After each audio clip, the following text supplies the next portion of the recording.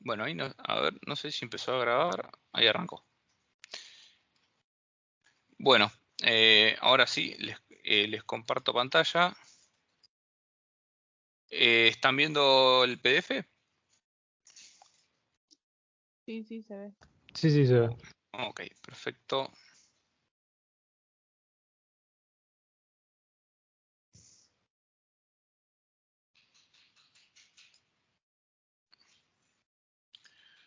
Así que bueno, hoy arrancamos entonces con la parte de recursos naturales no renovables. Hoy y en un pedacito de la clase que viene vemos petróleo y gas. Y la clase que viene terminamos de ver la otra parte que es minería. Bueno, voy a empezar caracterizando un poco el sector. Esto es para que un poco vean a nivel mundial a grandes rasgos cómo es la generación y consumo de hidrocarburos, aunque está un poco desactualizado ese mapa porque Estados Unidos figura como importador y en realidad es exportador neto de hidrocarburos, pero bueno. Entonces fíjense que África, Latinoamérica y lo que es Medio Oriente y la ex Unión Soviética son las áreas superhabitarias en hidrocarburos, y después los polos de crecimiento mundial son las áreas deficitarias. Bueno, excepto Estados Unidos, que desde hace aproximadamente 10 años se convirtió en exportador neto gracias al desarrollo del shale. O sea, Estados Unidos tiene su propio Vaca Muerta, que es la cuenca de Permian, que se llama, que está ahí en la zona de Texas y Tennessee, bueno, sería como el sur, centro-sur de Estados Unidos. Vaca Muerta es la segunda formación de petróleo shale que se desarrolla en el mundo. Así que bueno, gracias a eso Estados Unidos consiguió ser superhabitario y bueno, ahí habría que actualizar ese mapa. Pero bueno, grandes rasgos, fíjense ustedes, Rusia es el principal proveedor de gas de Europa, y Medio Oriente abastece de gas y petróleo a lo que es China. Y bueno, Estados Unidos, Estados Unidos también importa bastantes hidrocarburos de Canadá, más que nada gas. Tengan en cuenta, chicos, que el petróleo es un bien fácilmente transaccionable porque desde que uno lo saca del pozo hasta que lo comercia, prácticamente no tiene que aplicarle transformaciones, y uno, en el mismo estado en que lo saca, uno lo pone en un barco o en un ducto y lo exporta. El gas no es, bueno, por eso el petróleo tiene un mercado que arbitra también a nivel internacional. No es el caso del gas. El gas uno tiene que tener un gasoducto con plantas compresoras para poder sacarlo y venderlo, o si no, tiene que alterar su naturaleza, tiene que cambiarlo, tiene que pasarlo a estado líquido, convertirlo en GNL, y bueno, vamos, producir GNL, si bien los costos han bajado, bueno, cada metro cúbico de gas convertido en GNL va a costar aproximadamente el triple que el gas natural en estado gaseoso en boca de pozo. Entonces, por eso es que el petróleo va a costar lo mismo, o más o menos lo mismo, una pequeña diferencia por el costo de transporte. El petróleo va a costar más o menos lo mismo en Europa, en Estados Unidos, en África. Si sube mucho de precio por un desbalance entre demanda y oferta en algún lugar, inmediatamente, bueno, se va a colocar el petróleo, o sea, petróleo que sobra en otro lado va y se coloca ahí, pero los precios se arbitran bien. No es el caso del gas. ¿Por qué? Porque si a mí me falta gas en Argentina, no es que yo entonces agarro, no sé, un bidón de gas de Europa y lo traigo a Argentina, y con eso equilibrio los precios. No, tengo que transportarlo como GNL y una vez que llegue a Argentina, regasificarlo. Entonces, bueno, eso lo que hace es evitar que haya un arbitraje, porque tengo un costo de transacción muy alto, tengo que licuefaccionarlo, más que nada porque requiere inversiones de capital que son muy pesadas. Entonces, uno de esas inversiones las amortiza trasladando el costo de capital a la tarifa. Entonces uno dice, bueno, yo tengo que invertir, no sé, 5.000 millones de dólares en una planta de licuefacción de gas, entonces lo que tengo que asegurarme es que después yo ese gas licuado lo vaya a vender a un precio tal que ese precio multiplicado por la cantidad que voy a vender, por lo menos me repague toda esa inversión. Entonces, bueno, como yo les decía, si a mí me quedo sin gas en el invierno, el gas, digamos, que saco de boca de pozo, que supongamos que sale a $2 por millón de BTU. El millón de BTU es una unidad de medida del gas. Tiene su equivalente en metros cúbicos y demás. Supongan que yo de boca de pozo lo saco en $2 por millón de BTU. Ahora me quedo sin gas. Entonces, ¿qué es lo que va a suceder si yo quiero recomponer ese gas que me falta? Voy a tener que o importarlo de Bolivia, por ejemplo, que ahí depende de lo que diga el contrato. Normalmente esos contratos están fijados, entonces, bueno, no sé, si de Bolivia el gas entra a $5 por millón de BTU, bueno, ya ahí ese es el mejor precio al cual lo puedo reponer, o si no, tendré que ver cuánto cuesta el GNL. Ahora, supongan ustedes que en Estados Unidos tiene un centro logístico de gas que se llama Henry Hub, que es un lugar donde convergen muchos gasoductos. Supongan que ahí, por un exceso en la oferta de gas, cae el precio del gas natural, como el gas de red. Eso no va a impactar o va a impactar muy marginalmente en el precio del gas en Argentina. ¿Por qué? Porque supongan que cae 10% el precio del gas ahí, porque hubo, no sé, hicieron una mayor cantidad de pozos petroleros que además largaron gas asociado. Esa caída en el precio del gas del 10% solamente va a impactar muy indirectamente en otros mercados. ¿Por qué?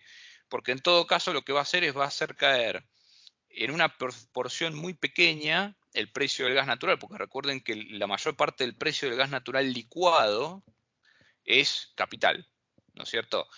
Yo para hacer gas natural licuado necesito la inversión de capital, que es toda la planta, y la materia prima, que es el gas natural que sale del pozo.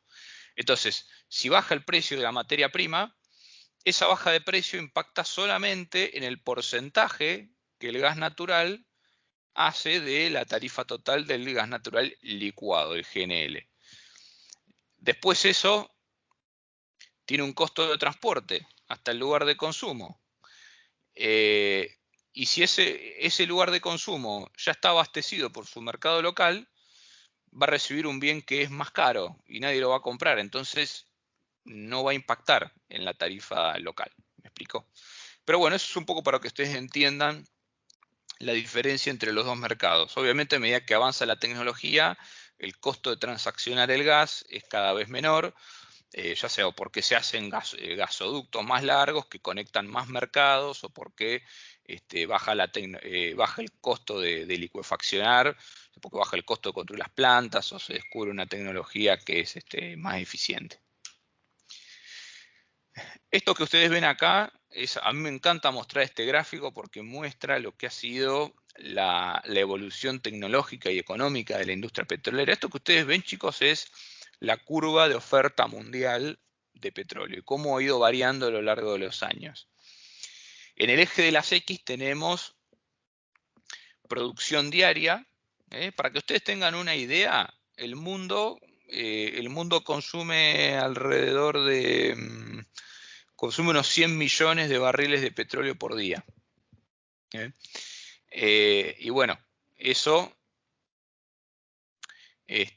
obviamente, a ver, esa producción,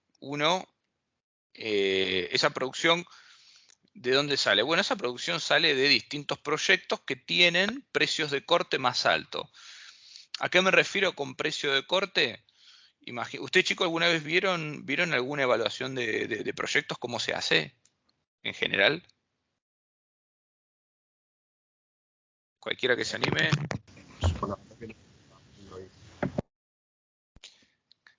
Bueno, uno para una evaluación de proyecto arma como un flujo de fondos, ¿no es cierto? Una línea temporal en donde lo que dice es, bueno, en el primer año tengo que invertir tanto, ¿no es cierto? Para construir mi planta. En este caso es para construir pozo petrolero o la plataforma para sacar petróleo en algún lugar ahí en el mar. Y entonces uno después dice, bueno, yo este petróleo tengo que invertir tanto, después para sacar cada barril tengo un costo variable de, no sé, supónganse $5 por barril, y después, bueno, y después eso, uno cómo repaga ese proyecto. Bueno, ese proyecto uno lo repaga con los barriles que vende al precio que los vende. Entonces, obviamente que los proyectos tienen distintas características y tienen distintos costos.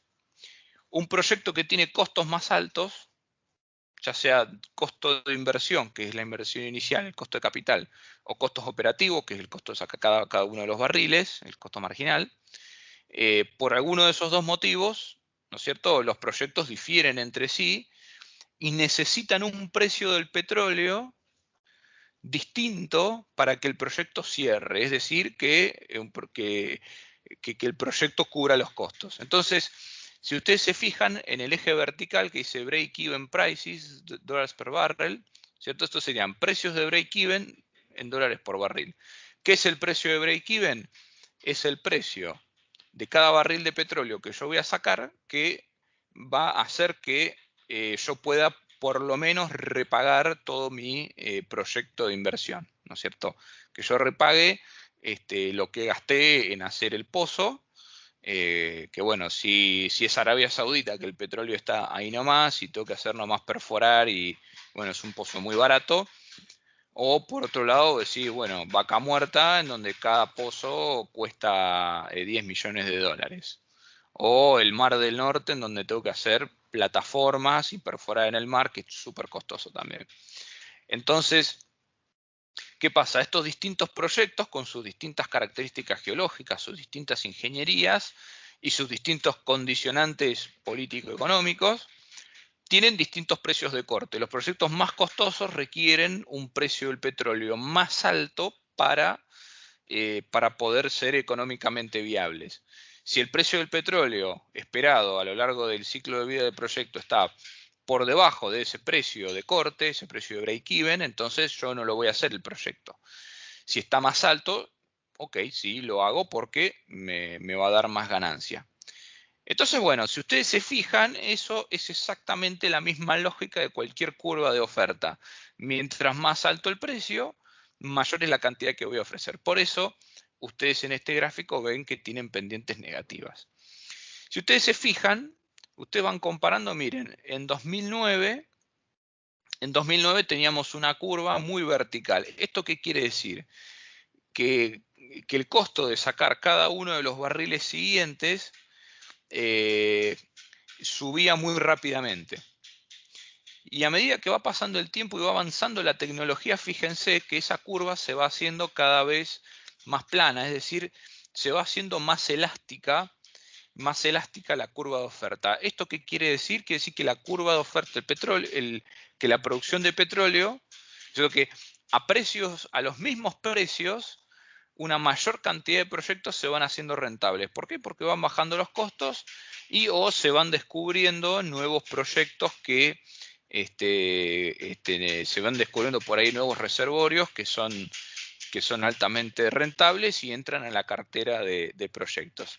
Entonces, fíjense ustedes, en 2009 si yo quería sacar, por ejemplo, si yo estaba en 10.000 barriles, perdón, en 10 millones de barriles y quería sacar 3 millones adicionales de barriles, necesitaba tener el petróleo en $140 por barril.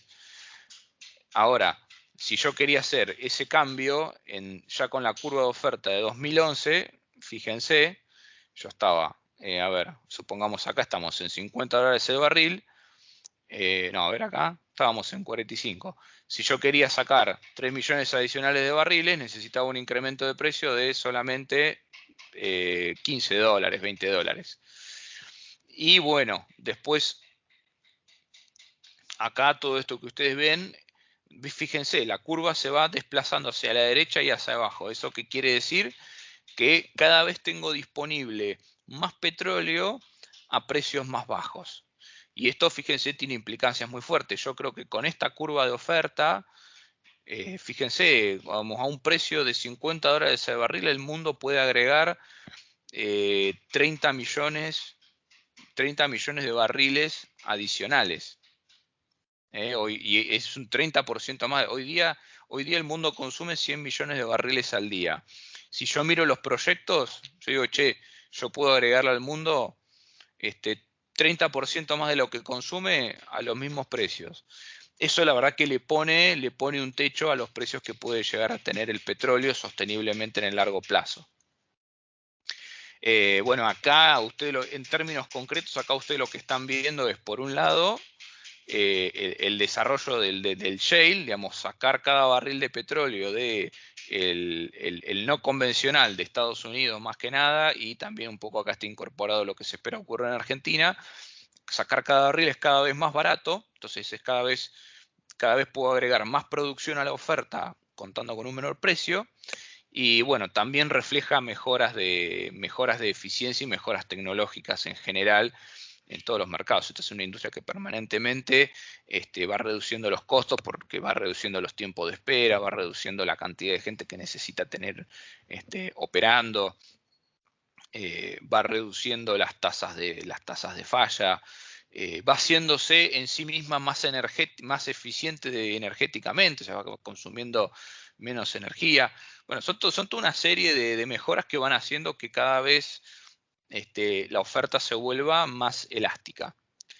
En paralelo que sucede esto, y sobre esto no me voy a extender porque me gustaría que se los cuente el propio economista de British Petroleum, que si Dios quiere vamos a contar con él en esta charla que yo les comentaba. Esto que ustedes ven acá son proyecciones sobre consumo de combustibles líquidos, o sea, de petróleo, vemos a la izquierda, y de gas a la derecha, en el futuro en distintos escenarios de transición energética. Entonces, fíjense ustedes que en un mundo que hace 6 años, 5, 6, 7 años, temía estar llegando a un pico de producción de petróleo, ¿no es cierto? Porque en 2013, con el barril a 140, el mundo se preguntaba, che, ¿nos estamos quedando sin petróleo? Y fíjense qué rápido, solamente 7 años después, nos estamos planteando la pregunta diametralmente opuesta. Estamos diciendo, che, en realidad estamos llegando a un escenario en el cual en realidad tocamos el pico de demanda de petróleo. Entonces, bueno, estos son unos estudios y proyecciones que se hacen con unos modelos en donde incorporan las mejoras tecnológicas, como, qué sé yo, por ejemplo, los autos eléctricos, incorporan cambios en los patrones de consumo y cambio en las tecnologías, y a partir de eso y con unos modelos van proyectando cuánta energía va a consumir el mundo. Entonces, lo que es combustibles líquidos, aún en el escenario, en la línea verde que ustedes ven acá, que dice escenario business as usual, cuando ustedes vean esta jerga, significa el escenario si no cambiara nada. Ya incluso en ese escenario esta gente proyecta que la demanda de combustibles líquidos tocó su pico. Está bien, hay que ver cuáles son los supuestos detrás, pero ellos han proyectado que este es el escenario de mayor demanda de petróleo. Lo cual eso ya le pone un condicionante a la industria. Piensen que recién veíamos oferta muy elástica y acá vemos demanda que puede ser que empiece a decrecer. Y bueno, en paralelo, eso no ocurriría en el caso del gas. El gas se espera que en cualquiera de los escenarios, incluso el escenario más verde, que sería esta línea azul, es decir, el escenario con menor emisión de dióxido de carbono, incluso en ese escenario tendríamos por ahí una década más de crecimiento de la demanda de gas. Y bueno, en escenarios por ahí menos optimistas en términos ecológicos, bueno, ahí en esos casos se proyectan, bueno, por ahí una mayor longitud en la demanda de gas, por ahí unos 15, 20 años, o incluso que siga creciendo, aunque cada vez menor, quizás tocando un pico hacia 2050. Pero bueno, en definitiva acá el mensaje no es que, o sea, no es tomar esto como no es tomar esto como el futuro, como la bola de cristal, sino tener un poco una idea de las tendencias del sector a nivel mundial. ¿Y por qué se los digo? Un poco para entender que hoy día el petróleo ya no es ese bien estratégico y con renta para repartir que era hace 10, 20, 50 años. Un poco hay que tener una visión más commodity del petróleo. Chicos, bueno, hasta acá se va entendiendo lo que les expliqué de las curvas de oferta. ¿Tienen alguna pregunta, algún comentario? Sí, sí. Bruno, yo tengo una duda sobre la slide anterior. Sí. ¿Por qué la curva del 2019 está un poco más a la izquierda que la del 2017? Es una buena pregunta. A ver, tendría que indagar un poco, pero sí, puede haber habido algún factor que retraiga la oferta. Puede ser que ciertos costos hayan aumentado. Puede ser que haya habido proyectos que se hayan. Puede ser que la curva de 2017 haya incorporado proyectos que se creía se iban a sancionar y después al final como que se echaron para atrás. No te sabría decir, es una buena pregunta. Mira, cuando yo esto lo saqué del informe de British Petroleum, así que le podemos preguntar al economista de esa empresa si contamos con su presencia y si no, bueno, le hago la consultita y te digo. Pero sí, es una buena pregunta. ¿Puede ser que Sí. la baja de la producción por parte de los países árabes sea lo que cambió eso? No se me ocurre. En realidad, no, yo no tendería a pensar eso porque, mira, te explico. Esto que nosotros vemos acá es producción proveniente de proyectos, ¿no es cierto? Es decir, estos son todos barriles que para incorporarlos al mercado yo tengo que hacer una inversión. Los países árabes generalmente ya tienen una gran cantidad de inversión hecha y los países árabes lo que hacen es abrir y cerrar la canilla, digamos, decir, che, yo el pozo ya lo hice, ahora regulo la oferta de petróleo manteniendo pozos abiertos o cerrados. Entonces, si los árabes decidieran restringir la oferta, eso acá yo creo que no se vería reflejado porque acá nosotros lo que vemos es precios de break-even de proyectos nuevos. A ver, en todo caso, lo que vos decís, lo que sí te podría generar es que en el momento sube el precio del petróleo. Vos fíjate cómo funcionaría. Sube el precio del petróleo y si las empresas consideran que esa suba del precio del petróleo es sostenible, entonces, bueno, pasás a sancionar más proyectos. Pero lo que haces ahí en ese caso es desplazarte sobre una determinada curva, porque la naturaleza de los proyectos es la misma. Ahí lo único que estás haciendo es cambiar el P y al cambiar el precio decís, bueno, ok, es tanta oferta, me cambia la cantidad que voy a terminar ofreciendo, pero la curva en sí del proyecto no. Ahí lo que tenés que tener es, para que vos desplaces una de estas curvas, tenés que tener un cambio en alguna de las variables que te determinan los ingresos y los costos de los proyectos que conforman tu curva de oferta.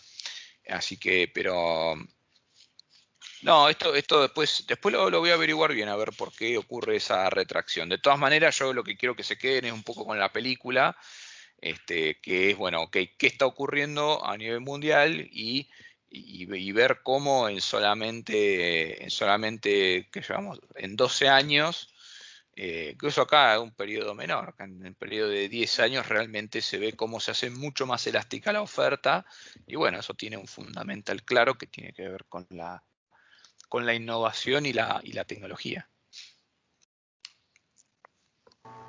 Profe, Sí.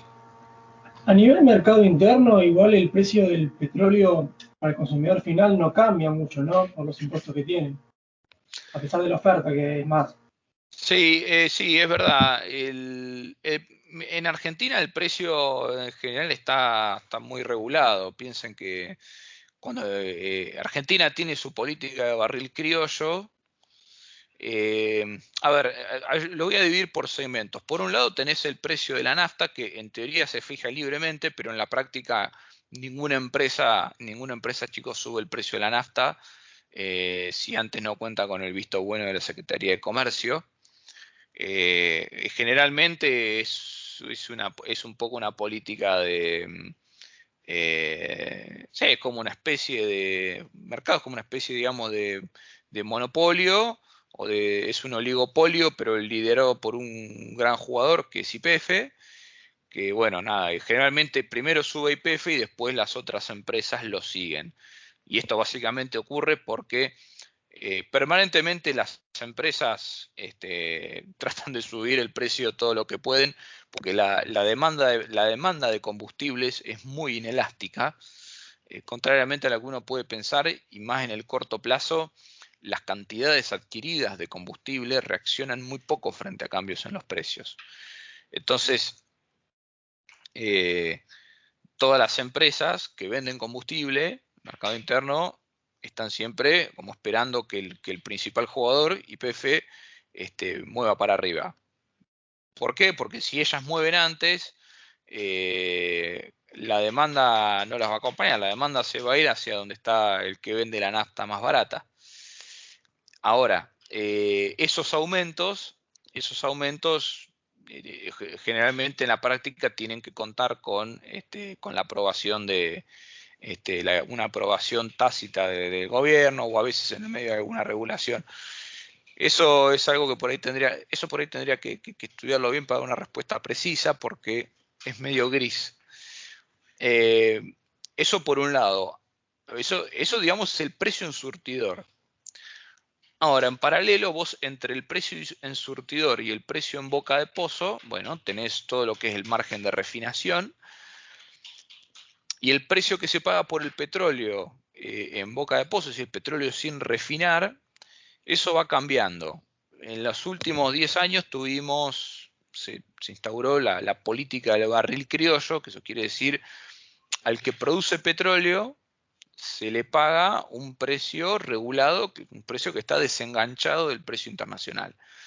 En ocasiones ha sido más barato. La idea original de eso es obviamente evitar la traslación a precios de consumo interno, cuando la suba de los precios del barril a nivel internacional.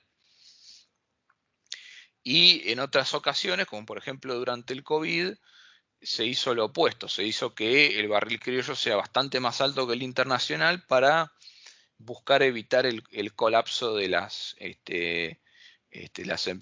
empresas productoras de petróleo. A mi criterio, bueno, está bien, yo chicos trabajo en una petrolera, ¿qué les voy a decir? Pero bueno, yo por lo menos considero que no son, para mí no son políticas apropiadas, porque, a ver, si ustedes piensan, por ejemplo, durante el COVID, chicos, el problema fue que el problema fue que la cantidad consumida llegó a caer 70%, o sea, fue un problema de cantidades. Entonces, la verdad que me cago en la diferencia que puede hacer el barril criollo. Digamos, si en mayo yo pasé de vender 100, yo pasé a vender 30, pero esos 30 los vendí, no sé, al doble de precio. No estoy amortiguando la actividad. Lo que tendría que haber hecho a ver, ¿cómo lo resolvieron las petroleras a nivel mundial? Y bajaron sus costos y siguieron colocando su producción en el mercado internacional. Entonces, una petrolera chica que no le cambia, que no tenga impacto en la oferta global. Ok, YPF es una petrolera grande para lo que es Argentina, pero a nivel mundial YPF no representa nada de lo que es la producción de petróleo.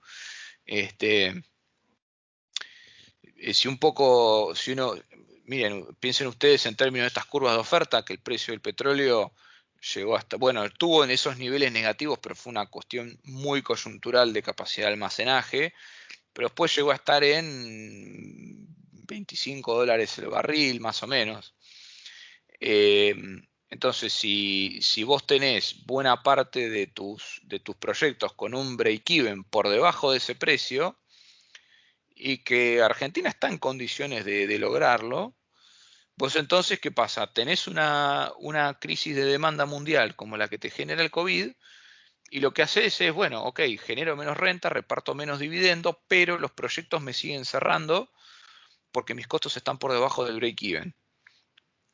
Perdón, mi break-even sigue estando por debajo del precio. Entonces, sigo produciendo la misma cantidad, sigo haciendo la misma cantidad de pozos, sigo vendiendo el mismo petróleo, pero bueno, por cada barril que vendo me llevo menos. ¿Ok?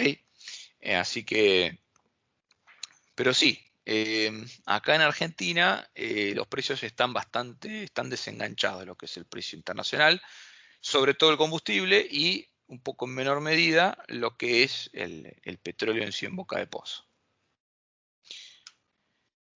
Así que, bueno, y acá ya sí nos metemos en lo que es, bueno, se me fueron más de media hora hablando entre ese live. Acá ya sí nos metemos en lo que es el mercado de petróleo y gas de Argentina. Acá lo que vemos es la evolución de la oferta primaria de energía. Esto surge de la matriz energética. Y bueno, acá por ahí se confunde porque los que hicieron este gráfico le dieron el mismo color al gas natural y a la energía hidráulica, pero miren, este bloque, cada una de estas columnas es la oferta total de energía primaria, es decir, es la oferta total de energía en la forma que sale de la naturaleza. Por ponerles un ejemplo, acá vas a ver el petróleo, no vas a ver la nafta. La nafta es una forma de energía secundaria porque en el medio tiene un proceso de transformación. Entonces, fíjense, miren, este bloque azul es el gas natural, este bloque celeste es el petróleo, y después las otras liñitas que quedan son la energía hidráulica, la energía nuclear y bueno, y otras formas de energía. Piensen que acá ven, por ejemplo, muy poco peso de la hidráulica, porque yo estoy mirando la oferta total de energía, no de electricidad. Entonces acá tengo incluido todo el combustible que me moviliza el transporte. Entonces, bueno, yo acá tengo el combustible líquido, tengo el gas natural, tengo la electricidad, bueno, está todo ahí. La electricidad acá yo en realidad, la electricidad es oferta secundaria, porque la electricidad es producto de una transformación. Yo la puedo generar con energía hidráulica. La represa genera primero energía hidráulica y después la transforma en electricidad. O la puedo generar, por ejemplo, a partir de gas, ¿cierto? La oferta primaria es el gas, eso es una central térmica, y se transforma secundariamente en electricidad de fuente térmica. Ahora, fíjense ustedes el peso que tienen los hidrocarburos. Argentina tiene una matriz sumamente dependiente del gas. Que bueno, a ver, es una fuente bastante más limpia que el petróleo y ni que hablar del carbón. Pero bueno, digamos, sigue siendo una fuente generadora de dióxido de carbono. Y bueno, como les comentaba, Argentina un poco por al tener disponible el recurso y también al haber desarrollado una amplia red de gasoductos, sobre todo en la época en el primer y segundo peronismo. Bueno, siempre ha sido una economía en hacer uso intensivo del gas. De hecho, a diferencia de otras economías de Latinoamérica que ni por las tapas tienen el desarrollo gasífero que tiene Argentina. Entonces, bueno, fíjense que, a ver, saquemos la cuenta de 2014, tengo 44 más 27, 71 sobre 78 millones de toneladas equivalentes de petróleo, el 90%, casi el 90% de la oferta primaria de energía es hidrocarburos. Por eso es tan importante, por eso tiene esa relevancia este sector. Y bueno, después si vemos lo que es el consumo, Y el consumo es por energía secundaria, porque la gente no consume energía hidráulica, la gente consume electricidad independientemente de la fuente que tenga. Entonces, fíjense, acá está medio pequeño, pero creo que se ve igual, los porcentajes. La electricidad es menos del 20%, el gas distribuido por red es casi el 40%, y los derivados de petróleo, acá lo que vemos principalmente es el transporte, se llevan el 42% de lo que es el consumo de energía en Argentina. Así que bueno, esto era un poco para que ustedes tuvieran una noción del peso del sector en la matriz energética, tanto en la oferta como el peso de sus derivados en la demanda. O sea, el día de hoy todavía es bastante difícil de sustituir. Y bueno, piensen también que en la medida en que el parque automotor con motores a combustión todavía siga existiendo, ya otra vez he escuchado un informe que van a pasar varias décadas hasta que el parque automotor mundial tenga una porción mayoritaria de autos eléctricos. Así que, pese a lo que decían los informes del principio, hay gente que cree que todavía vamos a tener una demanda sostenida de combustibles líquidos por varias décadas. Así que bueno, habrá que ver qué nos depara el futuro. Bueno, acá lo que ven, este gráfico está muy bueno, por lo menos a mí me gusta mucho porque es bastante claro cómo es la cadena de valor de los hidrocarburos. Tenemos una primera fase que es la extracción. Primero, unos chicos para sacar petróleo y gas. Que bueno, esta es una fase que es prácticamente común tanto para el petróleo como para el gas. Porque yo en definitiva lo que tengo que hacer es un pozo. ¿Qué diferencias puede haber? Bueno, probablemente si necesito gas, obviamente me voy a ir a áreas en donde me voy a ir a zonas del territorio en donde los estudios me indican que hay una mayor proporción de gas que de petróleo. El gas y el petróleo a veces están o solos o están mezclados. Eso un poco depende de la antigüedad de la formación. Las formaciones más nuevas uno tiene el petróleo, digamos, el que uno ya conoce, que es ese líquido negro y viscoso, y a medida que la formación, bueno, que eso se produce, digamos, por tener materia orgánica sometida a presión, a altas presiones durante varios millones de años. Entonces, los hidrocarburos más nuevos tienen la forma de petróleo viscoso. Después, a medida que voy avanzando en el grado de maduración, espérenme un segundito, es un tema.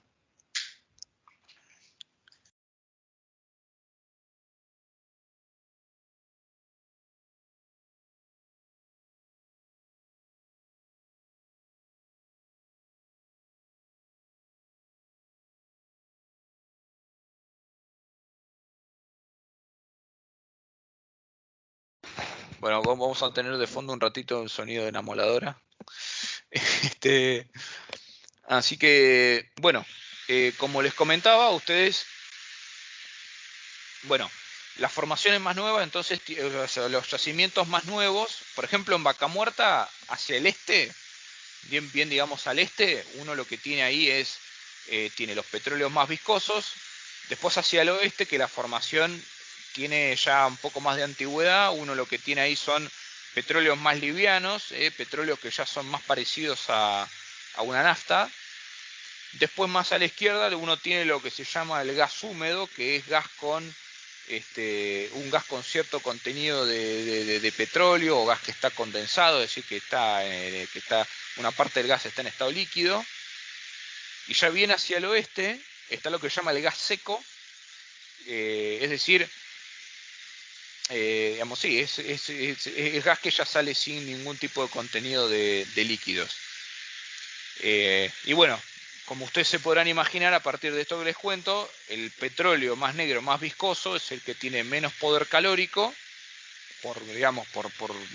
para una misma cantidad para una misma cantidad de metros cúbicos, el petróleo tiene una menor cantidad, un menor poder calorífico, y para una misma cantidad, no para un mismo volumen, porque el gas tiene menor densidad. Los petróleos más livianos tienen mayor poder calorífico, que son más ricos en nafta, y bueno, así si yo comprimiera el gas en un gas equivalente en ese mismo volumen, tendría un poder calorífico aún mayor.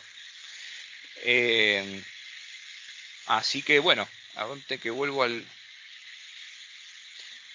Pero bueno, en definitiva, si bien un pozo petrolero y un pozo de gas tienen un par de diferencias ingenieriles, más que nada en las instalaciones que tengo que tener para recepcionar el producto, después en líneas generales el proceso es el mismo. O sea, tengo que hacer primero una fase exploratoria, son los estudios prospectivos, ¿no es cierto? Ahí hago primero estudios de suelo, después estudios de sísmica, son todos estudios en los cuales yo voy yendo paso a paso, aumentando la probabilidad de encontrar gas y petróleo. Por ahí al principio hago un estudio del terreno y digo, bueno, acá no hay chances de que la geología me haya dejado hidrocarburos depositados en el subsuelo. O digo, bueno, sí, acá hay posibilidad. Entonces ahí se va avanzando con estudios cada vez más caros. Primero estudio el terreno, después hago sísmica en 2 dimensiones. Eso me puede dar nuevas pistas sobre si tengo que seguir avanzando con los estudios o no. Después haré la sísmica en 3 dimensiones, que bueno, es más cara. Y bueno, y si todo me va dando como el ok que tengo que seguir avanzando, después en algún momento ya llego a hacer un pozo exploratorio, que ya es una inversión de más dinero. Y si el pozo exploratorio me indica que sí, que ahí tengo hidrocarburos, ahí ya paso a lo que se llama la fase de desarrollo, que es empezar a hacer pozos productores en gran cantidad. ¿No es cierto? Ya ahí digo, bueno, como yo vi que tengo el hidrocarburo, ya mi riesgo sensiblemente disminuye y ahí empiezo a invertir a gran escala. Va a ser prácticamente lo mismo en el gas que en el petróleo.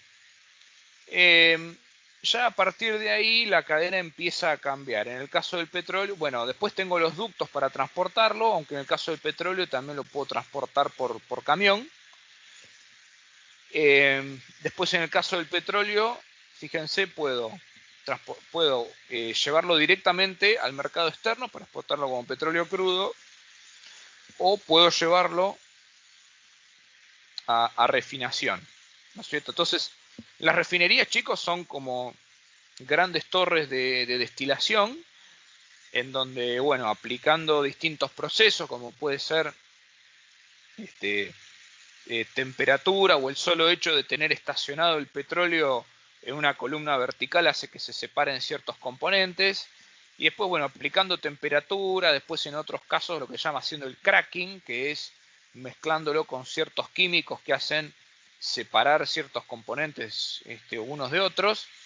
Bueno, eso me permite ir agregándole valor al petróleo porque yo voy obteniendo distintos productos. Si yo, chicos, sacara el petróleo así como está y lo metiera en un motor, el motor andaría, pero la verdad que lo terminaría haciendo mierda porque le estaría metiendo un montón de componentes que tiene el petróleo adentro que no me sirven para hacer la combustión, como ser, qué sé yo, puede tener azufre, plomo, bueno, los componentes que se usan en los plásticos, las parafinas, los motores se me harían mierda. Entonces, ¿yo qué hago? En la refinería, y al mismo tiempo yo no estaría aprovechando todos esos productos del petróleo. Piensen, la parafina se usa por ejemplo, para hacer, no sé, vaselina. Después tengo, bueno, todo lo que se utiliza para hacer plásticos. Después también tengo los aceites pesados que se usan para hacer los lubricantes de los motores. Bueno, esos son todos productos que uno obtiene a partir del proceso del refinado. Y que bueno, obviamente por cada barril de petróleo, si vos lo refinás, terminás sacándole muchísimo más valor agregado. Ahora, ¿por qué muchas veces se exporta petróleo crudo? Y porque el refinado requiere una inversión de capital que es muy pesada. Cada refinería te sale unos cuantos miles de palos verdes. En el caso del gas, la industrialización tiene dos alternativas: o mandarlo directamente al mercado interno para consumo, en lo cual lo que tengo que hacer son cañerías de transporte y distribución, que es lo que dice acá, lo que está como gas natural, o si no, comprimirlo y dejarlo listo como GNC. Y después, bueno, a ver, el gas puede tener distintos componentes. Normalmente el que nosotros consumimos es metano. Pero bueno, también, bueno, según la composición de las cadenas de carbono, uno también saca etano, butano, propano. Nada, son distintos tipos de gases que, bueno, tienen por ahí distintos usos. Por ejemplo, el de garrafa, el gas de garrafa es el gas propano y gas butano también. Entonces, bueno, el gas, digamos, se hace esa separación entre gases y eso tiene distintos usos. Por ejemplo, el gas que uno tiene en un soplete de cocina, creo que es gas butano. El que consumimos en el gas de red es el metano. Después, bueno, el que se pone en los autos, no estoy seguro cuál es. Entonces, bueno, el procesamiento se hace para separar esos gases, envasarlos y después o ponerlos en las redes de distribución. Y después, bueno, al mismo tiempo también tenemos el gas natural. El gas natural también se puede licuar, que eso acá no aparece, se puede licuar y se puede exportar. De hecho, Argentina hoy día, hoy día está exportando gas natural licuado, muy pequeña cantidad, pero lo está haciendo. Y bueno, al mismo tiempo también, a partir de la destilación de la industrialización del petróleo, uno puede obtener lo que se llama gas licuado de petróleo, que son gases que están atrapados en sí dentro del petróleo. Bueno, ese gas uno lo envasa y también lo vende como gas de garrafa. Después, bueno, obviamente también todos los combustibles líquidos tienen su proceso de transporte y distribución, y eso va a parar al mercado interno, bueno, a través de las estaciones de servicio. ¿Y qué más? Bueno, y también ambos, tanto el fuel oil, que es otro combustible que también se saca del petróleo, tanto el fuel oil como el gas también obviamente van a parar a las centrales térmicas, que son las que generan electricidad a partir de esas dos sustancias. Bueno, en cuanto a lo que son las empresas, acá a la derecha tienen las principales empresas en el rubro de upstream. Upstream es la extracción, esto que vemos acá. Esto es el upstream. ¿Esto qué quiere decir? Es lo que está aguas arriba. En el petróleo también un poco se usa esa palabra porque el petróleo también va de abajo hacia arriba. Después, el transporte es lo que se llama el midstream. Y el downstream es todo el resto de la cadena, lo que es la industrialización y la distribución.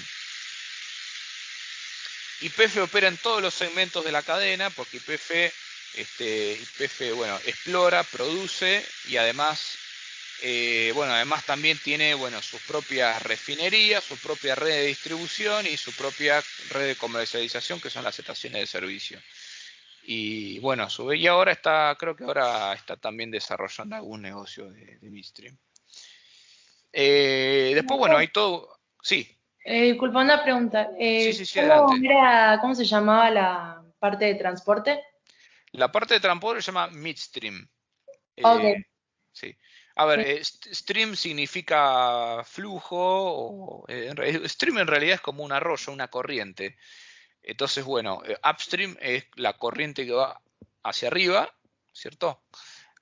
Midstream, la corriente del medio, y downstream, la corriente de abajo. Es como el final del proceso productivo.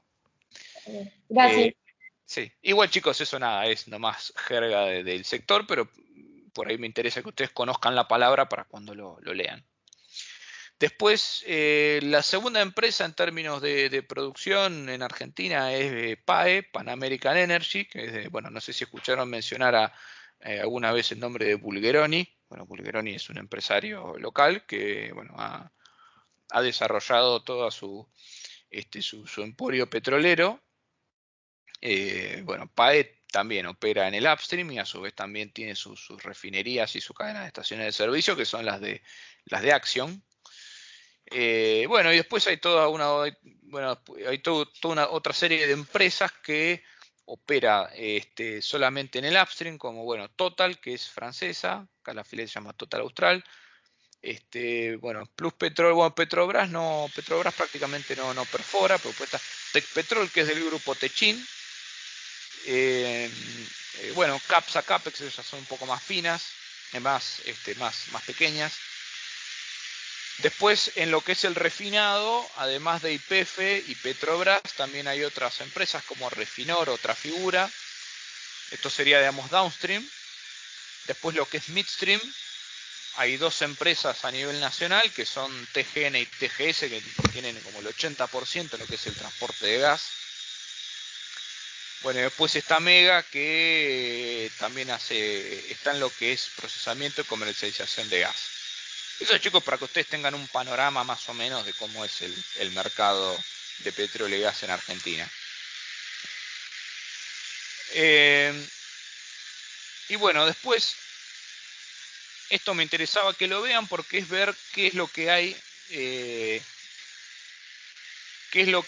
en la cadena de valor, ¿no es cierto? Si nosotros miramos, bueno, yo acá les conté, o sea, ¿qué es lo que hay un escalón atrás del upstream? Vieron que el upstream es el inicio de la actividad, es toda la actividad de perforar los pozos y sacar el gas. Bueno,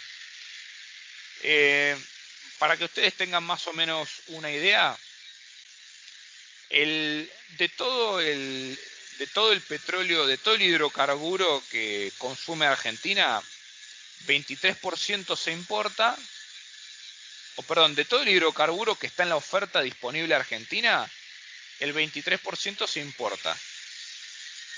El 77% se produce localmente. De ese 77%, ¿no es cierto? Si yo agarro ese bloque y lo desagrego, eso se compone de un 65% insumos intracadena, es decir que el 65% de lo que se gasta para sacar ese petróleo y ese gas nacional, el 65% son gastos que se hacen con empresas especializadas en el rubro petrolero. ¿Cuáles son estas empresas? Bueno, quizás alguno escuchó hablar de Halliburton, de Schlumberger. Bueno, por ella Baker Hughes no es tan conocida, pero bueno, son empresas que lo que hacen es proveer servicios petroleros. Son empresas que dominan la tecnología y la técnica de hacer las operaciones de exploración y de construcción de los pozos, que bueno, requiere todo un conocimiento técnico muy fino, no solamente por cuestiones de eficiencia, sino también por cuestiones de seguridad, porque son operaciones muy riesgosas para los trabajadores. Entonces el 65% se gasta en ese tipo de empresas, que después a su vez tienen sus otros gastos, tienen sus propios proveedores, muchos de ellos son locales, y otro 35% se gasta se gasta en pymes locales de rubros como logística y transporte. De hecho, fíjense chicos, el petróleo, la industria petrolera, tiene embebido un componente muy importante de transporte y logística. De hecho, si uno agarra, por ejemplo, lo que es el gasto de construir un pozo petrolero y empieza a mirar, uno tiene rubros como, sobre todo en Vaca Muerta, tenés el transporte de arena, el transporte de agua, el transporte de los equipos, que son equipos pesadísimos. Después, ¿qué más tenés? Bueno, tenés lo que se llama el DTM, que es desmontar, trasladar y volver a montar un equipo. La verdad que cuando uno empieza a mirar qué es lo que hay dentro de cada uno de los servicios que contrata una empresa petrolera para construir un pozo, encuentra un componente de logística muy importante. Después también, también tiene una utilización muy intensa de lo que son petroquímicos y químicos. Por ejemplo, hay polímeros, son compuestos químicos que se inyectan para recuperar petróleo que no pudo salir por los medios habituales. Un gasto importante en construcción. Piensen que un pozo petrolero, sobre todo un pozo en Vaca Muerta, es realmente una obra de construcción, porque uno lo perfora, después le mete, es como hacer los cimientos de un edificio, uno perfora, después mete los fierros, porque mete caños, y después eso lo cementa, se le hace todo como una cobertura de cemento para que no contaminar las napas y que el pozo sea estable, que no se derrumbe hacia adentro. Después, bueno, hay un componente metalmecánico, porque obviamente uno está, en definitiva, el pozo petrolero termina siendo, digamos, un aparato, digamos, eso tiene un motor con un sistema de extracción, bueno, nada, tiene muchas piezas mecánicas, válvulas y demás. Así que, bueno, hay toda una serie de sectores industriales que son traccionados por la industria petrolera. Y bueno, cuando uno hace la estimación, la tracción de esos sectores, bueno, según este estudio, cada uno de esos estudios equivale más o menos al 35% del total que se gasta para sacar el petróleo nacional. Así que, bueno, y después por otro lado, cuando uno mira al revés, no qué es lo que consume el petróleo, sino quiénes lo consumen, y uno hace el estudio con la matriz insumo-producto, uno termina viendo que el petróleo que los hidrocarburos constituyen ni más ni menos que el 10% del gasto de la economía. Es decir, si yo miro directamente cuánto cuánto se consume de petróleo y a eso le agrego los hidrocarburos que hay contenidos en los productos que yo compro, porque piensen, chicos, que cada cosa que ustedes compran tiene un componente de transporte, ese componente de transporte tiene un componente de hidrocarburos, y a su vez vos decís, bueno, ok, pero el transporte no es solo hidrocarburo, también es el camión, y el camión, construir un camión también tiene atrás una logística, porque yo tengo que transportar las partes, tengo que transportar el motor, eso también a su vez tiene un componente de petróleo. Bueno, si yo sigo abriendo infinitamente eso, y bueno, están los métodos matemáticos que se hacen con la matriz insumo-producto, y uno hace toda la cuenta. Yo la hice por mi cuenta y me dio un número muy parecido. La incidencia de los hidrocarburos es del 10% del gasto. Entonces, esto, para que ustedes vayan un poco aprendiendo cómo es el análisis sectorial, si hoy día el petróleo sube, por ejemplo, si hoy día vos decís, che, subo 10% el precio de todos los hidrocarburos, el impacto en los precios de toda la economía va a ser del 1%. Hago 10% por 10% y eso es lo que me termina dando. Entonces, esto es un poco para uno tener noción de qué es lo que consume la actividad petrolera, cuánto tracciona, ¿no es cierto?, hacia atrás, y cómo impacta hacia adelante a través de, bueno, de la participación que tienen las estructuras de gasto de consumo y las estructuras de costo de las empresas. Bueno, estoy hablando mucho y muy rápido. Vamos a frenar un poco acá. Preguntas, comentarios. Adelante.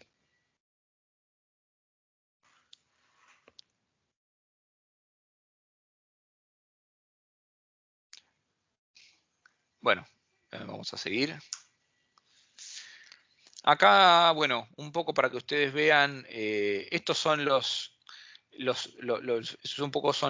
un desarrollo un poco más detallado de lo que es la cadena de proveedores del upstream, ¿cierto? Estas son para hacer las actividades de explorar, perforar, hacer el pozo y extraer, se requieren toda una serie de servicios especiales que proveen empresas que se dedican solamente a proveer este tipo de servicios. Entonces yo, por ejemplo, para explorar necesito servicio de sísmica que requiere equipos súper especializados que son solo para eso. Después la perforación, ¿no es cierto?, que es ir ahí con el trépano, no sé, imagínense una especie de... No es un sacacorcho, bueno, es un trépano, es otro método de perforación.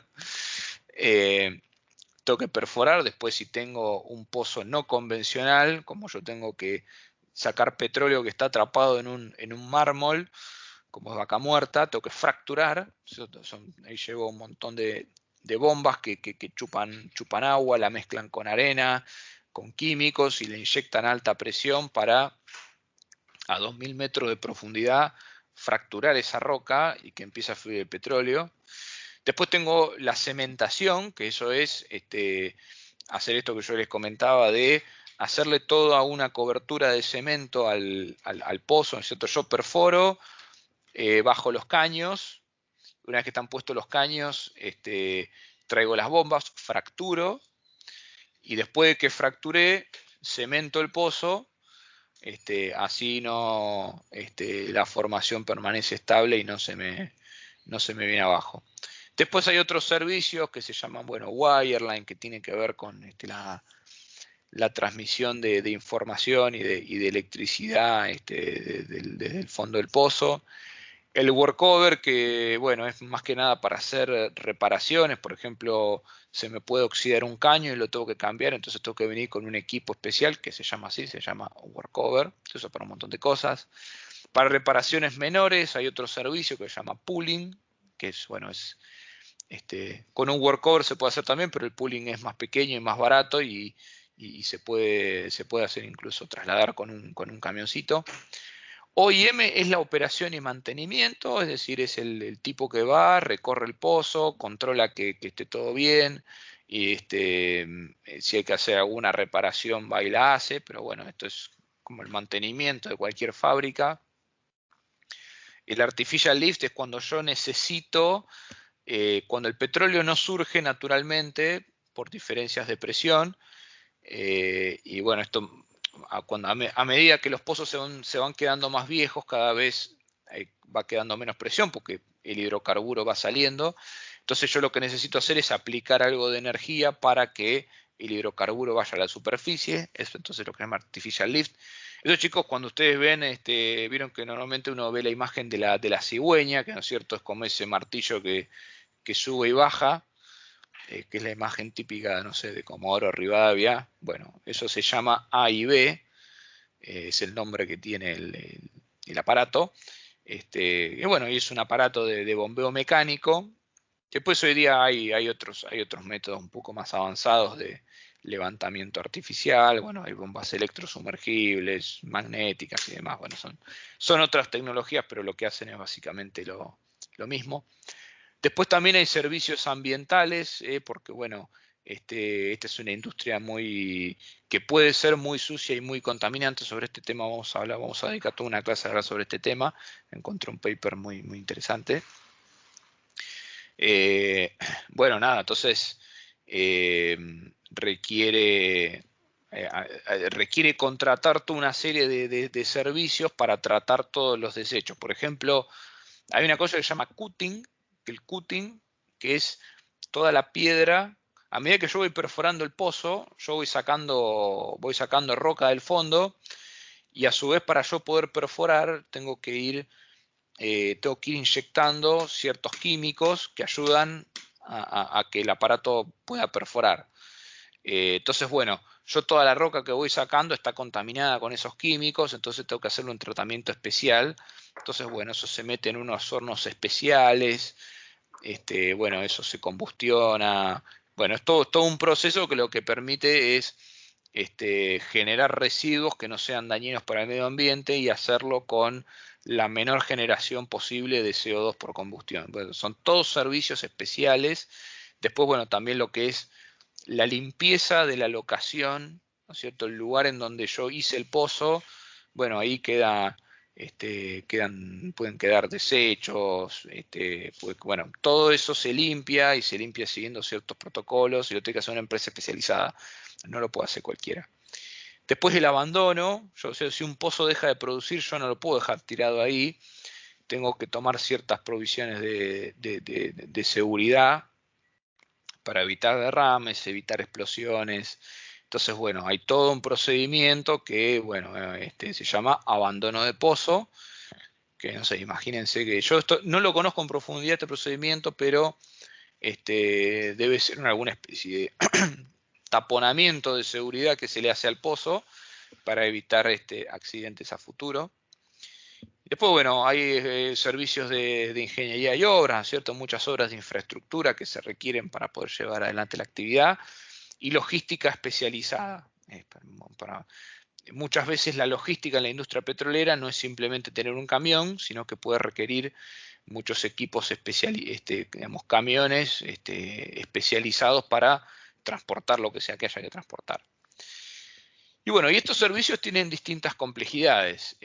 Por ahí el servicio de cementación, que es básicamente tirar cemento, es por ahí un poco menos complejo que la perforación o la fractura, que requiere ya mucho más conocimiento y máquinas más especializadas.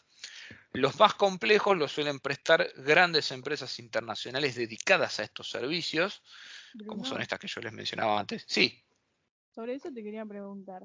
Lo que estabas diciendo de Vaca Muerta, de que yo tengo entendido de que los pozos están como encapsulados. Todo sí. ese proceso para sacarlo, ¿se terciariza o es propio? Buena parte del proceso está terciarizada. La verdad que depende de cada empresa.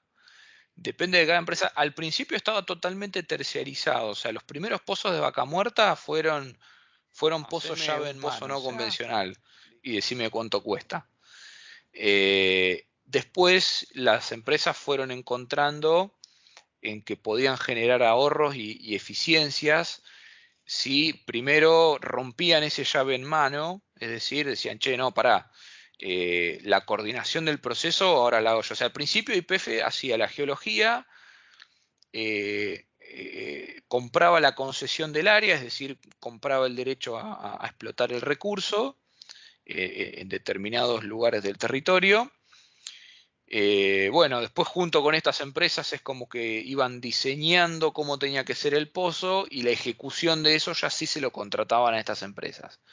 Después, como un segundo paso, las empresas dijeron, che, no te lo voy a contratar más llave en mano, yo voy a pasar a tomar una parte más activa en la coordinación del proceso. Entonces lo que se hizo fue decir, bueno, no, yo ahora te contrato solamente ciertos servicios. Por ejemplo, te contrato la perforación a vos y la fractura se lo doy a otro, por ejemplo. Pero eso, bueno, eso también requiere que la propia operadora que se llaman, porque las empresas petroleras que ustedes vieron listadas son operadoras. Y después estas operadoras terciarizan en las empresas de servicios, que son las que ustedes ven acá, lo que es la ejecución de las tareas. A ver, no es que hay un límite claro en el cual vos decís, che, YPF diseña y Halliburton ejecuta.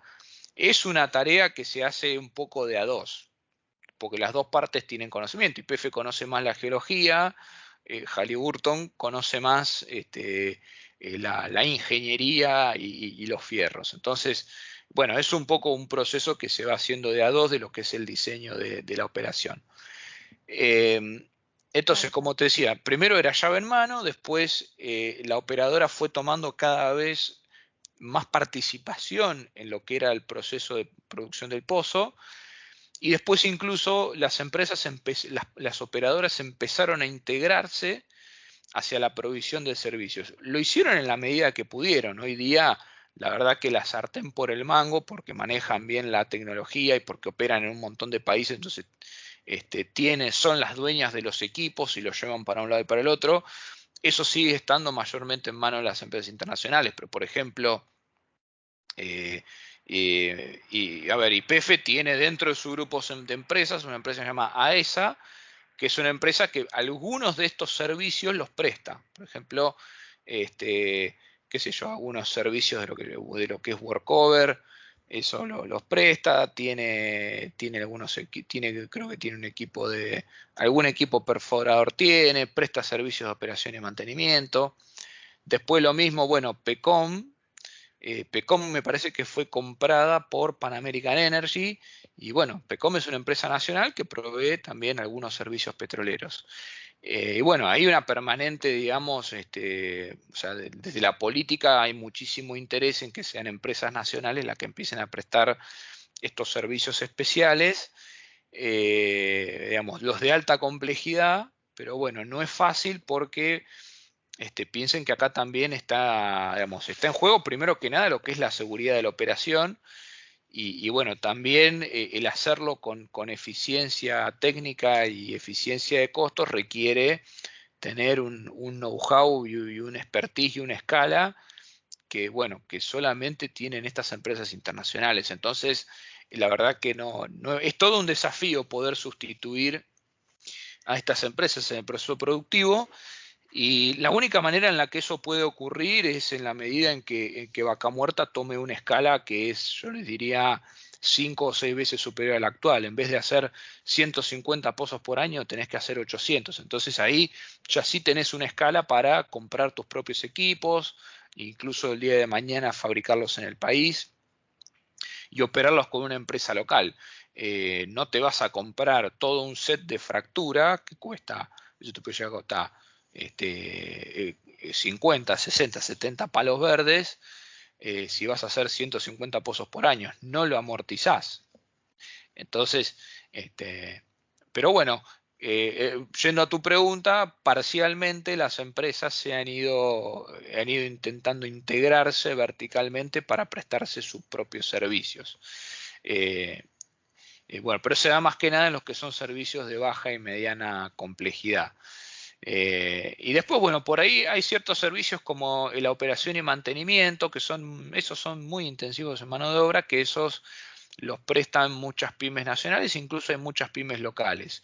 Y bueno, si bien las empresas siempre quieren participar del gran negocio de la fractura y demás, la realidad es que con la operación y mantenimiento se reparte de una torta de guita interesante. Estamos hablando, pueden ser mercados de, acá en Argentina, no sé, pues un mercado de 1000 palos verdes la operación y mantenimiento de pozos. No son chaucho y palitos. Pero sí, realmente es todo un desafío el poder integrar de manera sostenible empresas locales en las etapas más complejas. Quizás yo por lo menos tengo una visión que es muy similar a lo que fue un poco el desarrollo de la industria de la maquinaria agrícola en Argentina. Piensen ustedes, Argentina no se convirtió en un exportador, en una potencia granaria, un exportador masivo de grano porque hacía baratas las cosechadoras. No, es al revés. Digamos, Argentina se transformó en un fabricante competitivo de cosechadoras porque primero tuvo al lado durante varias décadas un mercado de demanda enorme que era el campo. Entonces, a ver, Argentina es un gran productor granario desde fines del siglo XIX y recién 60 años después empezó a fabricar sus primeras cosechadoras y 100 años después se convirtió realmente en un fabricante muy competitivo de maquinaria agrícola. Yo no digo que tengan que pasar 100 años, pero me parece que el proceso acá tendría que ser el mismo. A ver, primero tenés que empezar a operar a gran escala el no convencional, y una vez que tenés ese gran mercado, tenés escala para ir desarrollando primero servicios provistos nacionalmente. Primero vas a tener escala para que una empresa local se compre su equipo, que lo compre afuera y lo opere acá adentro. Y bueno, y después, una vez que tenés una suficiente escala en la provisión de servicio, hasta puedes decir, che, bueno, ya que estoy operando, manteniendo y reparando las máquinas acá, en algún momento voy a empezar a fabricar los repuestos y el día de mañana ya voy a tener el expertise para fabricar la máquina. Y acá ciertamente vas a tener una ventaja que va a ser una ventaja que surja de que la empresa que está acá es la empresa que conoce el terreno, conoce a los actores, conoce cuáles son las necesidades del cliente. Que bueno, ese es un poco el mismo proceso que vivió la maquinaria agrícola. Hay un profesor acá en la Universidad de Buenos Aires que se llama Andrés López, que se dedica a estudiar este tipo de cuestiones. Después, si les interesa el tema, busquen algún paper de él, porque realmente lo elabora muy bien esto. Bueno, todo este tema de la adaptabilidad idiosincrática. Pero bueno, de todas maneras, estas grandes empresas internacionales, pese a ser empresas internacionales y que uno por ahí dice, che, el 70% de lo que contrata la industria petrolera se lo lleva Schlumberger y Halliburton, que son de afuera. Ojo, porque por cada dólar que vos le estás pagando a estas empresas, hay, yo les diría que diría que 2/3 partes van a parar o a sueldos que pagan estas empresas a trabajadores argentinos, y también a lo que se llama el segundo anillo de proveedores. Estas empresas eran el primero. Ahora, hay un segundo anillo de proveedores que son toda una serie de empresas locales que les proveen servicios, obras de construcción, piezas de metalurgia, también de siderurgia. Piensen que todas estas empresas al momento de poner los caños en un pozo, los tubos se los compran al grupo Techín. Contratan servicios de transporte. Entonces, no es que simplemente, las empresas de servicios se llevan la renta petrolera. No, perdón que lo diga así, pero la pindonga. Hay 2/3 del gasto que hacen estas empresas que es un gasto local, y el principal componente de ese gasto son sueldos. Perdón que sea tan enfático con esto, pero la verdad que laburo en un sector en donde sobre el cual se dice mucho y no siempre se dicen cosas que son verdad. Y ya saliendo de lo que es la cuestión sectorial y metiéndonos bien de lleno en la cuestión geográfica, acá ustedes ven un mapa de las principales cuencas hidrocarburíferas. Bueno, tenemos al norte lo que es la cuenca noroeste, que es más que nada Salta. Ahí opera solamente Plus Petróleo, no sé si alguna otra empresa, pero representa, es muy marginal en lo que es la participación en la producción. Después la cuenca cuyana, que todavía sigue produciendo algo de petróleo, aunque también son yacimientos muy maduros, están en franco declive. Después la cuenca neuquina, que es la estrella del momento, porque bueno, ahí está, bueno, hay yacimientos convencionales y maduros, pero bueno, también en toda esa zona que está marcada acá, en verde más oscuro, bueno, ocupa prácticamente, Vaca Muerta ocupa prácticamente toda esa zona. Que bueno, hoy día fíjense, es el 43% de petróleo y el 60% del gas natural. Y bueno, obviamente como Vaca Muerta está descubierta y está muy poquito explotada, o sea, de Vaca Muerta explotamos creo que solamente el 1% o menos de eso. Bueno, esta zona va a ir ganando mucha más participación en lo que es la producción petrolera, digamos. Es una tendencia que ya ocurre y es prácticamente irreversible. Después, lo que es la zona core de producción de petróleo de Argentina, que es el Golfo San Jorge, que bueno, es toda la zona, los alrededores de Comodoro Rivadavia. Acá, bueno, acá es donde es muy fuerte Pan American Energy. Y bueno, después, más al sur, tenemos lo que es la cuenca austral, que hoy día solamente, bueno, tiene un poquito de producción en Santa Cruz y otro poco de producción en Tierra del Fuego. Es fuerte en lo que es gas natural. Bueno, acá en un momento se hizo un proyecto de exportación de gas a Chile, que Metanex se llama. Y bueno, bueno, después hubo algo de lío porque fueron interrumpidas las exportaciones, pero bueno, ahí Tierra del Fuego provee 1/4 de lo que es el gas natural. Bueno, después un poco lo que es la tendencia en la producción de hidrocarburos en Argentina. Esto está medido en miles de metros cúbicos. Acá a veces es un lío porque a veces se mide en barriles, a veces en metro cúbico. El gas que a veces se mide en barriles equivalentes de petróleo, en millones de BTU. También en metros cúbicos. Por favor, nunca comparen un metro cúbico de gas con un metro cúbico de petróleo porque el poder calorífico no tiene nada que ver. Así que bueno, fíjense que la tendencia es declinante. De hecho, Argentina tuvo su pico de producción en 1998. En 1998 producíamos 65% más de lo que producimos hoy. Y bueno, básicamente como resultado de una caída en la inversión en exploración, que bueno, está vinculada a varias cosas. Primero, por ahí a las señales de precio que emitía la política energética, más que nada, digamos, la especificación de los precios en surtidor y su desacople con los precios del petróleo internacional. Y eso a su vez que, estando Repsol en manos de los españoles, se traducía en la utilización de la caja que generaba la inversión en Argentina para financiar proyectos de desarrollo en Libia. A ver, esto por una cuestión, aun si los proyectos pudieran dar un van positivo en Argentina, una empresa internacional lo que hace es, mira cuánta caja tiene, cuánta deuda puede tomar, eso le impone un límite a la cantidad de actividad que puede hacer, y después mira en dónde es más rentable invertirla. Entonces, bueno, decir, che, y mira, Argentina me genera caja porque invertimos mucho hace 15 años, pero hoy a mí esta caja me rinde más si la invierto en Libia, porque en Argentina me están pisando el precio del surtidor.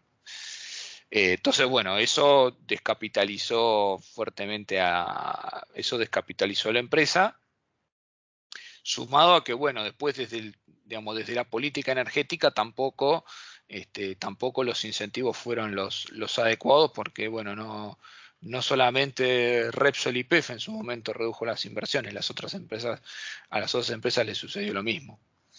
Y bueno, a partir de 2017, empieza a haber una pequeña recuperación en los niveles de producción, aunque bueno, ahora con la pandemia esos niveles, si siguiéramos el gráfico a 2020, deben haber vuelto a caer.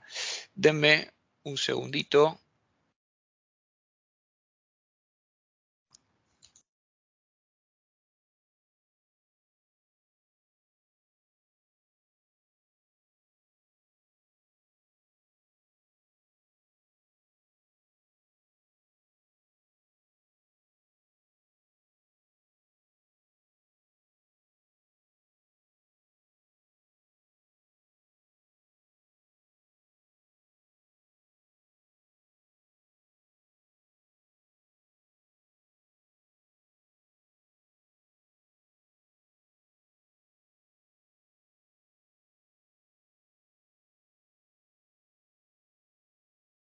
Chicos, hacemos una pausita de 5 minutos, porque bueno, acá en los trabajos tienen que usar la modeladora y va a ser medio un quilombo. Hacemos una pausita de 5, volvemos, damos 15, 20 minutos más y cortamos. Disculpen la interrupción, pero es para poder dar la clase bien. Ahí vuelvo.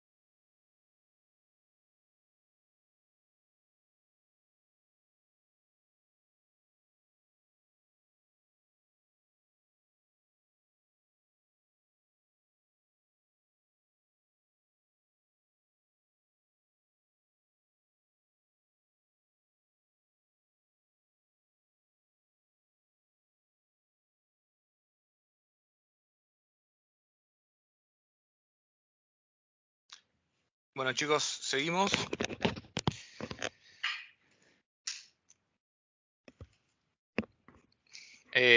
Así que bueno, como les mostraba, la producción fue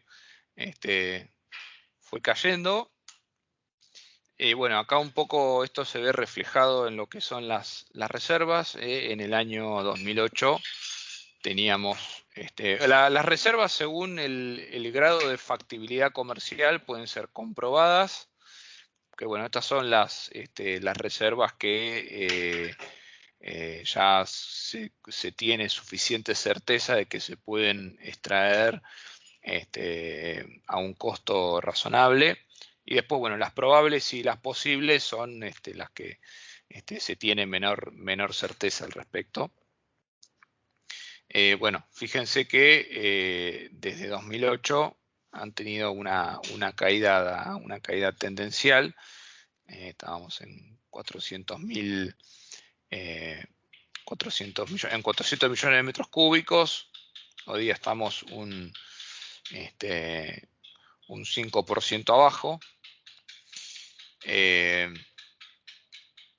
Y después, bueno, un poco si lo vemos desagregado por cuenca, las mayores caídas, la verdad que a excepción, la menor caída fue en la Neuquina, que bueno, en el caso de la Neuquina es producto del descubrimiento o de la puesta en marcha de Vaca Muerta, pero después en el resto de las cuencas las caídas han sido bastante importantes. Miren, 30% en lo que son la Cuyana y la Austral, un poquito menos en el Golfo San Jorge, pues bueno, ahí con la actividad de PAE ha ido agregando un poco, las inversiones en exploración han amortiguado un poco esa caída.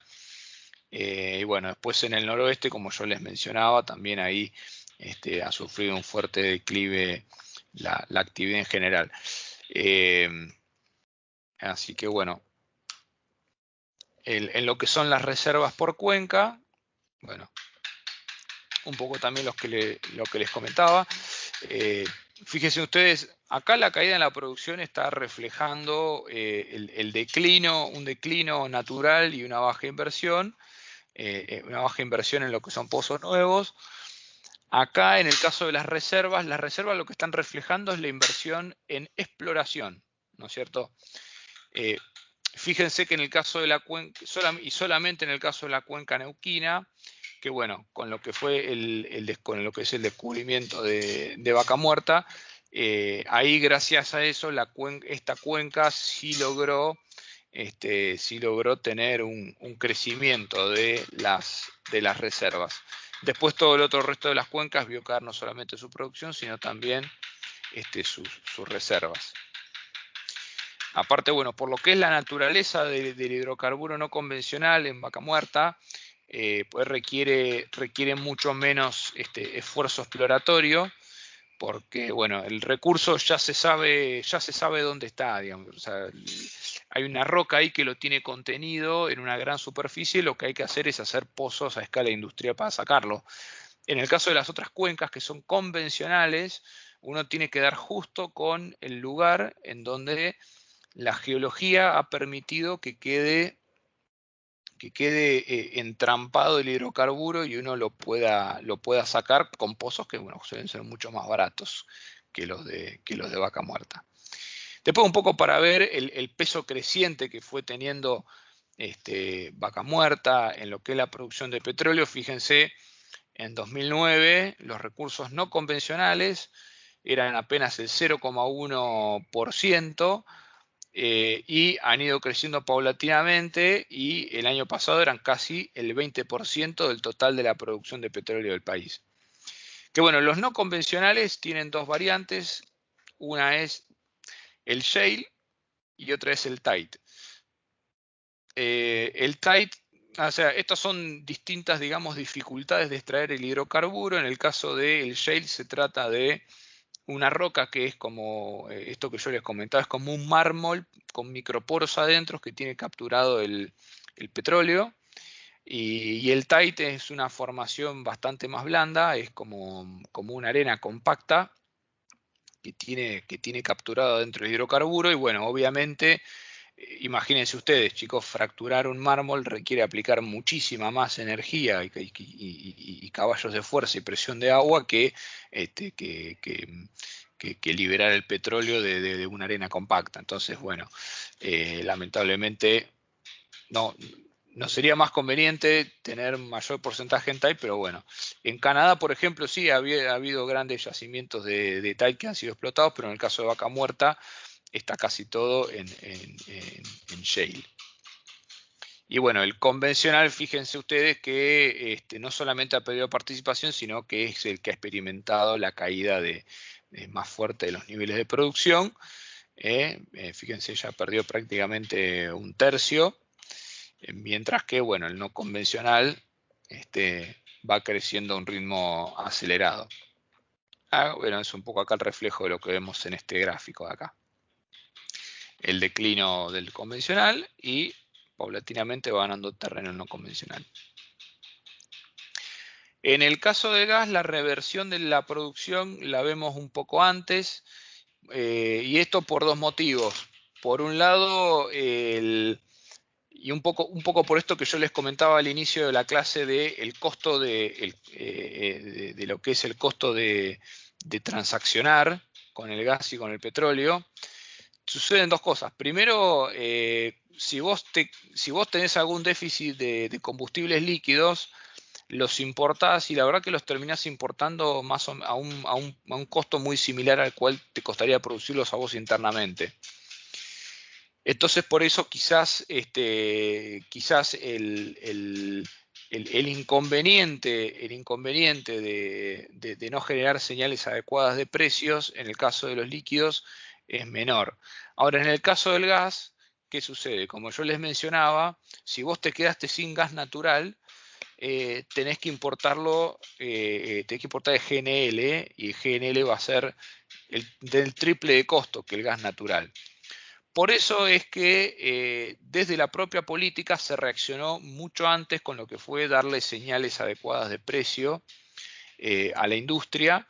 Y bueno, fíjense que ya, la alarma por el faltante de gas ya era muy clara en 2013, y ahí se ponen en marcha el primer plan gas, que bueno, fue un programa de incentivos de precio a la producción de gas, y gracias a eso se pudo empezar a revertir esta caída mucho antes. Se empezó a invertir más en exploración y producción de gas. O sea, cuando te falta gas y tenés que empezar a importar el GNL, y además tenés que vender el gas a precio subsidiado, porque no es que vos compras el GNL y se lo cobras más caro al consumidor. No, eso no ocurre.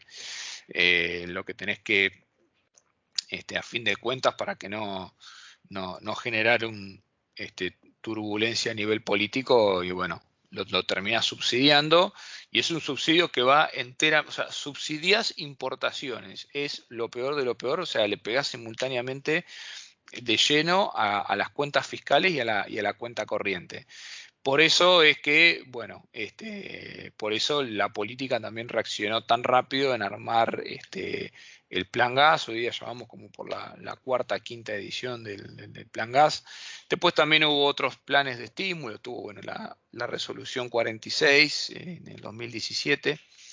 Pero bueno, gracias a eso también se revirtió rápidamente lo que fuera el del declino en la producción de gas. Esto también tiene su contrapartida, que fue un poco el problema de la resolución 47. Cuando vos producís gas, tenés que tener un mercado al cual volcarlo. O sea, tenés que tener o una planta para licuarlo, o tenés que tener una red y gente que te lo consuma. Porque si no, hiciste el pozo y lo tenés que cerrar si no tenés consumo, porque el gas a algún lado tiene que ir. Y cerrar un pozo cuesta, reactivarlo cuesta, y además que cada vez que vos cerrás y volvés a abrir un pozo, dañás la geología de la formación, o sea, le reducís la productividad futura de ese pozo. De manera que, bueno, un poco la resolución 46 de 2017 tuvo ese problema de que se dio mucho incentivo a la producción de gas, pero no se tuvo en cuenta los límites que imponía la demanda. De manera que, bueno, esto resultó en que algunas empresas que no se beneficiaron del plan tuvieran que cerrar sus pozos. Así que, bueno, con las reservas ocurre algo similar a lo que observábamos con la producción. Fíjense que ya en 2013 se empieza a revertir la caída, las comprobadas y las se observan las comprobadas, pero también a su vez, bueno, se va descubriendo mayor recurso. Todas las reservas en general empezaron a ver una rápida reversión a su tendencia declinante. Bueno, después lo que es la producción por cuenca, obviamente que el mayor aumento se dio en la cuenca neuquina, nuevamente por el gas de Vaca Muerta. Y bueno, también tomó un impulso importante la producción de gas offshore en el Golfo de toda la zona, en la mitad norte de Tierra del Fuego. Profe, Bueno, sí. una consulta. La tendencia decreciente en el sector noroeste, tanto en gas como petróleo, ¿se debe por una caída del petróleo convencional dentro de la participación de la producción de hidrocarburos?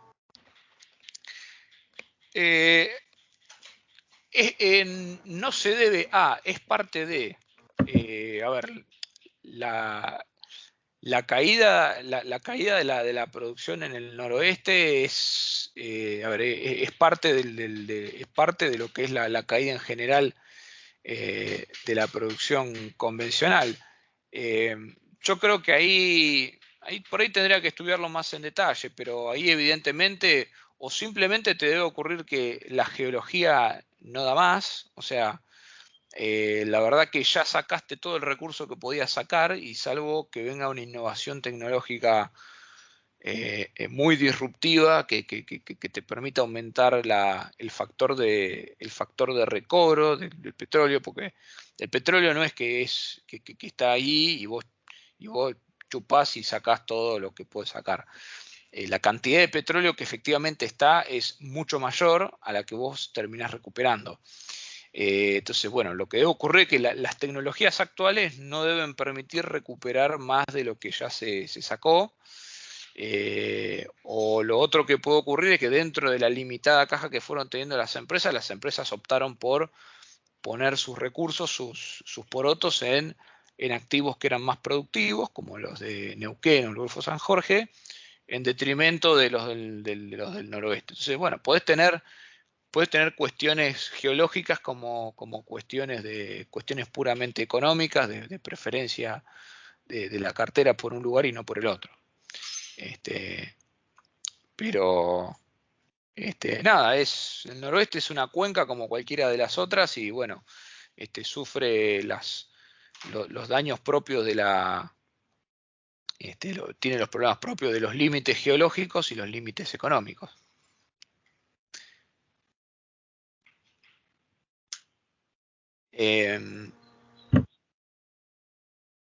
Sí, ¿iban a hacer otra pregunta?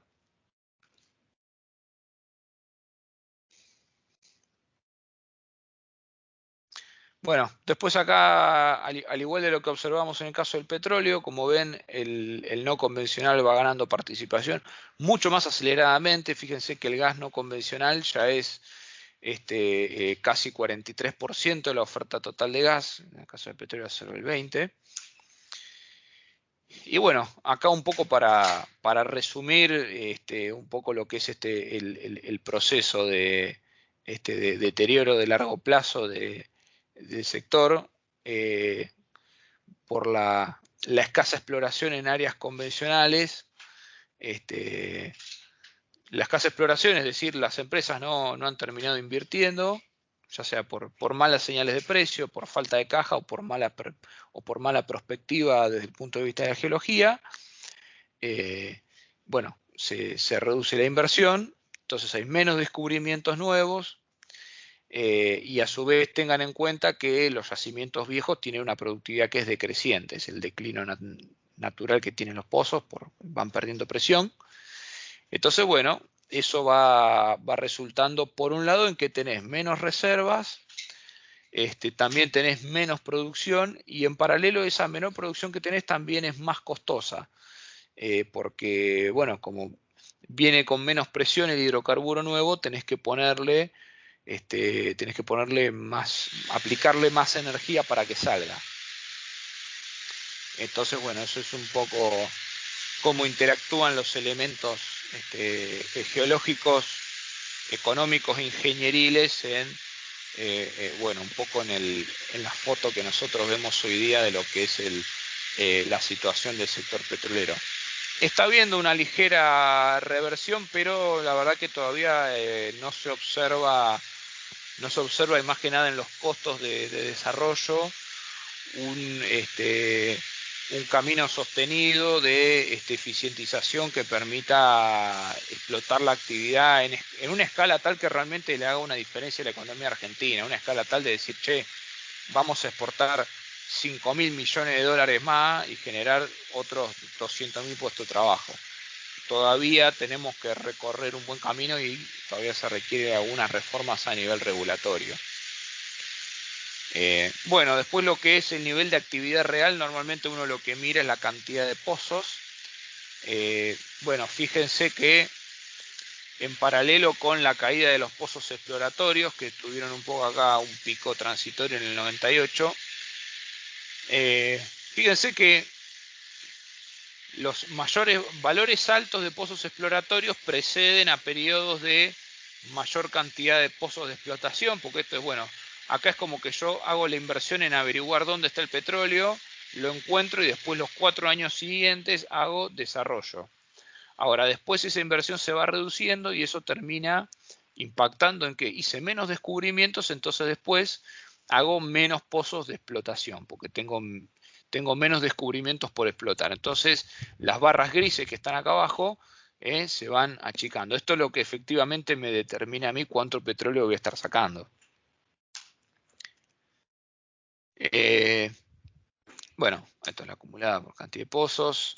Después de lo que es la venta de combustibles, bueno, lo que es las ventas de gasoil se han mantenido estables en los últimos 10 años. Esto un poco, el gasoil la verdad que está muy vinculado a lo que es el nivel de actividad económica, porque el gasoil te lo consumen, es lo que te consumen la industria y el campo de manera directa e indirecta. Pero sí lo que sigue teniendo una tendencia sostenida en el crecimiento es las naftas.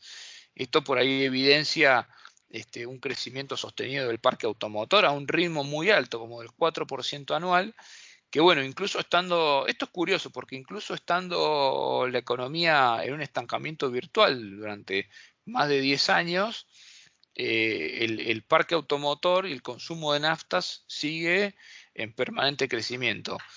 Más allá de alguna sustitución que vos puedas tener de gasoil por nafta, pero realmente es un dato llamativo. Ven, acá un poco se observa, ven, cuando uno mira, acá abajo tienen la tasa equivalente de crecimiento de largo plazo en las naftas desde casi 5%, el crecimiento anualizado de los últimos 10 años. Para una economía que virtualmente no ha crecido, es un montón.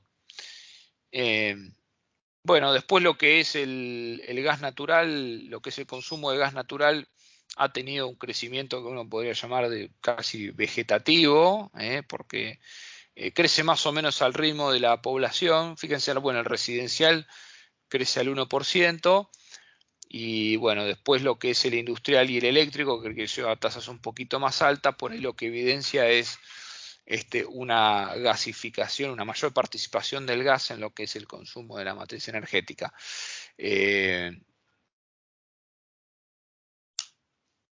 Después, bueno, los precios, fíjense el desacople de los precios locales son estas dos líneas, las rojas y negras que uno observa acá abajo, los internacionales, la línea azul y la línea anaranjada que se ve más arriba.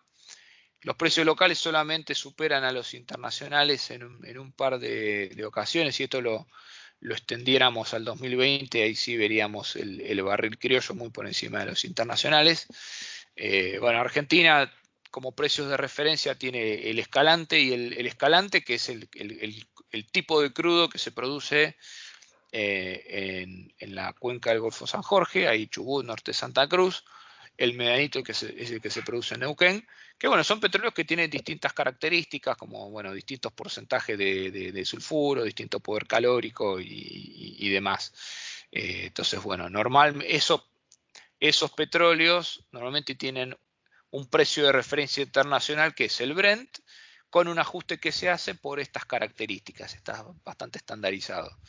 Las diferencias de precio que ustedes ven acá no tiene tanto que ver con eso, sino que tiene que ver con las políticas de precios que tiene Argentina para con el precio del barril, que bueno, rompen un poco la correlación con los precios internacionales.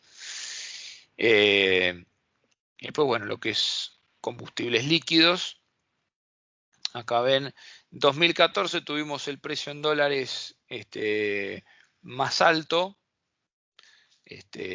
Después empezó a haber una caída tendencial, que esto lo que hace es un poco joder lo que es la caja de las empresas y termina impactando en última instancia en lo que son las inversiones. Así que, bueno, vamos a parar acá. Ya se hizo muy tarde. Todo el material ya está subido. Yo subí 2 papers, que es uno del IAE y otro el informe sectorial que hizo el Ministerio de la Producción circa 2016. Y esta PPT ya está subida. La clase que viene vamos a terminar con esta PPT, ver un poquito más las cuestiones netamente geográficas. Hay unos gráficos bastante interesantes para que analicemos en términos de geografía económica.